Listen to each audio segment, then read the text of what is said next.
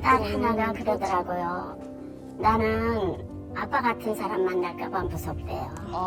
가족들 전체 남편이 아내에게만 이야기하는 것이 아니라 아버지로서 딸들에게도 굉장히 공격적이고 평생을 묶어놨잖아요. 네. 이건 가해라고 봐야 될 겁니다. 때 중반엔 딸 둘 가진 어머입니다. 남편이 너무 가부장적이라 좀 사는 게 불편하죠. 그러니까 일일이 하나하나 이제 하는 거에 대해서 딸들이나 뭐 집안일도 다 간섭을 하죠, 하나하나. 이제 뭐 가위나 뭐가 제자리에 없어도 이제 화를 벌컥벌컥 나는 스타일이에요. 그리고 이제 외출을 못하게 하죠. 외출을 평생 못하게 했는데 대학 동창 모임이 있잖아요. 그러면 못 나가게 하기 위해서 그러니까 말을 너무 심하게 한다 그럴까요? 네 동창들은 다 과부냐? 어머, 가정주부가 가정에서 살림만 해야지 어딜 외출을 하느냐. 옛날에는 유선전화였잖아요. 하루에 보통 평균 3번 했어요. 너무 무서우니까 나도 못 나가고 집안에만 있는 거죠. 집안에서만 이제 살림만 하고 있었죠. 감히 성격이 너무 강하고 무서우니까 건드리지를 못했어요. 너무 과격한 사람이고 이게 뭐 손이 날라오죠. 주먹에 날라오니까 그건 못하죠. 그리고 성격이 불같고 목소리도 크고 이러니까 못해요. 자기가 어디 회사에서 출장 가거나 하면 제가 이제 안 나가고 집에 있는데도 의심스러운지 어머니가 맨날 며칠 계신 거예요. 하루 종일. 그러니까 지키고 있는 거죠, 저를. 이게 자기 행실이 반듯하면 그게 이해되지만 자기가 살아온 게 제가 알잖아요. 반듯하지 않은 사람인지 알잖아. 바람기 있죠. 젊어서부터 바람기가 있죠. 그 여자 차량 번호, 제가 입수한 거 다 대고 이름까지 다 대고 어디 사는 누구 그것까지 대도 아주 말을 지어서 잘한대요. 완전히 이제 저한테 덤태기를 씌우는 거죠. 그걸 인정을 안 해요. 제가 다 현장을 잡았어도 인정을 안 해요. 그런 속에서 뭐 자식이 또 있다 보니까 얘네들 버리면 얘네들 너무 불쌍하잖아요. 그러니까 참고 살았죠. 딸은 지금 50대 초반이 있고 40대 말이 있어요. 그런데 어쨌든 자기 아빠가 성격이 그러니까 다 무서워하죠. 귀가를 회사 다녀도 일찍 들어오게 하니까 이게 지금까지 습관이 돼서 칼같이 들어와요. 퇴근하고. 좋은 사람 만났으면 좋겠는데 애들이 또 활달하지 못하고 항상 겁먹고 살다 보니까 딸 하나가 그러더라고요. 나는 아빠 같은 사람 만날까 봐 무섭대요. 애들 회사에서 늦게 왔을 때 그 막 층계로 밀어내고 따고 때리고 이럴 때 그때 너무 속상하죠. 그러니까 이렇게 집에 이제 애들은 둘 다 자기 직장이 있잖아요. 나가잖아요. 그러면 집에 같이 있으려면 제가 숨이 막히는 거예요. 고쳐주면 좋죠. 어떻게 해야 이 사람이 조금이라도 변화가 올지 저는 그게 궁금하죠. 어떻게 해야 될지. 그런 게. 잠깐 얘기만 들어봐도 지금 해서는 안 될 몇 가지를 가지고 있어요. 맞아요. 너무 가부장적이고 바람 폈지. 거기다 폭력적이지. 맞아. 야 이거는 아닌 것 같아요. 어떻게 해야 될지 모르겠네. 조선시대도 이렇게를 안 했겠어요. 이 사람은 가부장이 아닙니다. 나쁜 사람이에요. 맞아, 나쁜 사람. 가부장은 기본적으로 보호하고 책임지는 자를 우리가 가부장이라고 네. 하는 거지. 이렇게 폭력적이고 온 가족을 다 억누르면서 모든 것을 다 통제하려고 하는 사람들은 그냥 나쁜 사람입니다. 우리가 옛날에 우리가 하늘 남편은 하늘이고 뭐 그렇죠. 아내는 땅이고 그랬는데 못난 하늘 많고요. 아이. 훌륭한 땅도 많습니다. 근데 우리가 생각해 보면 지금 같은 경우 옛날에는 우리가 뭐 칠거지약 이런 게 있었고 삼종주도 이런 게 있었죠. 옛날에 칠거지약은 그건 아내들을 위한 것이었고 아내들에 대한 것이었지만 이건 말 그대로 정말 거지 같은 이야기고요. 또 우리가 삼종지도 얘기합니다만 삼종지도 요새는 서울시 지도, 세계 지도, 그다음에 뭐 이런 지도들을 우리가 삼종지도라고 합니다.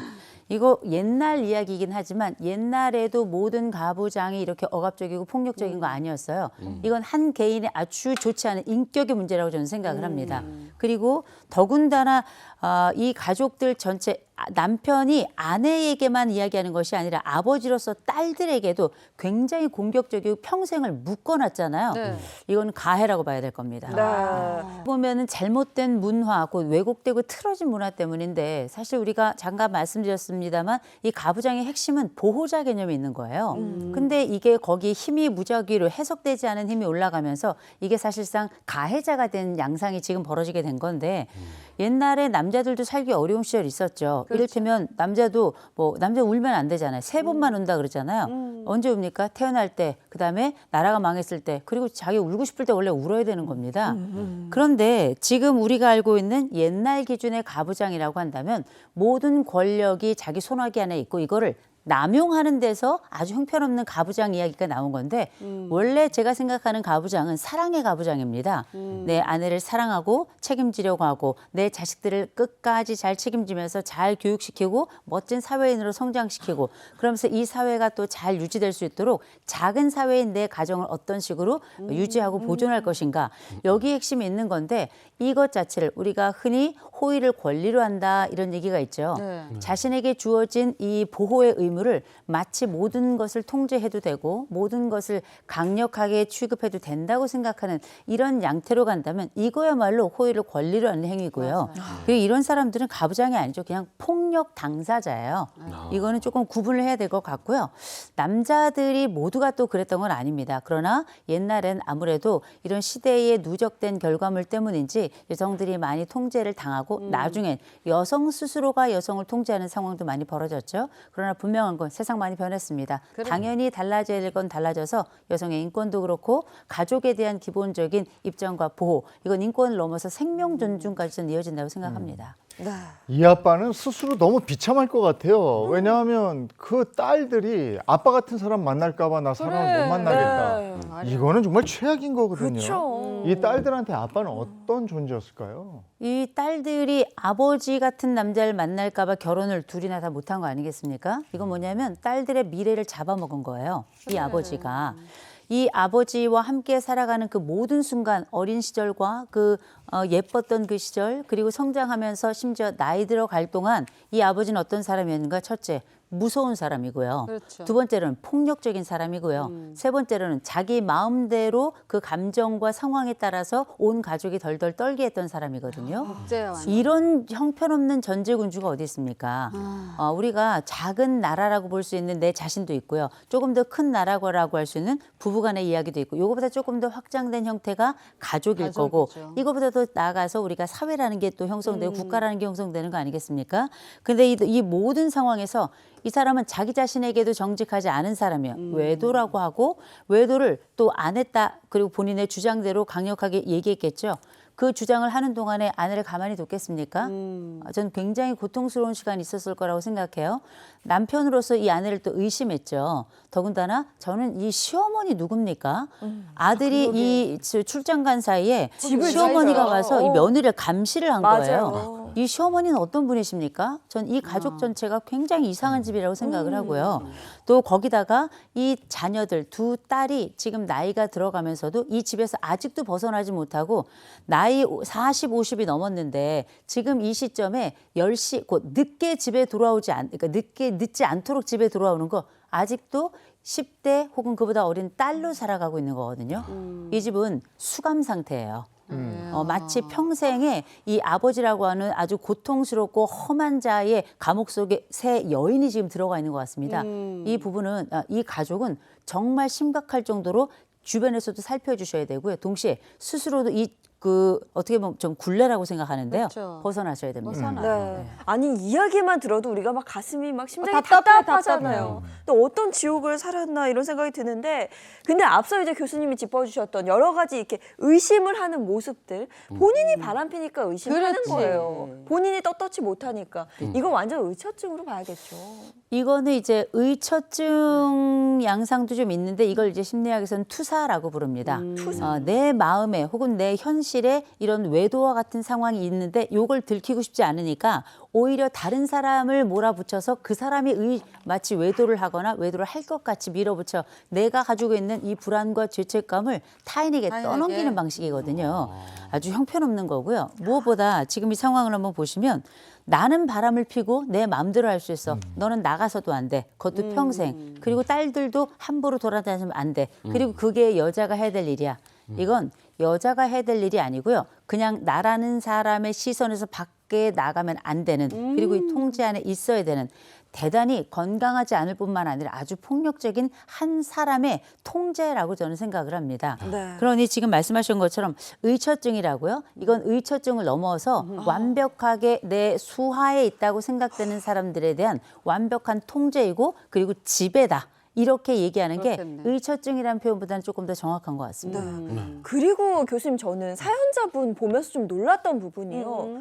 너무 아픈 이야기, 본인이 뭐 폭력적인 남편 아래에서 힘들었고 자녀분들 이야기하면서도 울지 않으세요. 담담하죠. 너무 담담해요. 저는 그게 더 무서운 지점이라 생각을 하는 게, 이제 좀 무뎌지다 못해 완전히 포기해버린 그런 상태로 보여요. 이분이 왜 울지 않을까요? 울어봐야 소용이 없었던 겁니다. 그렇지.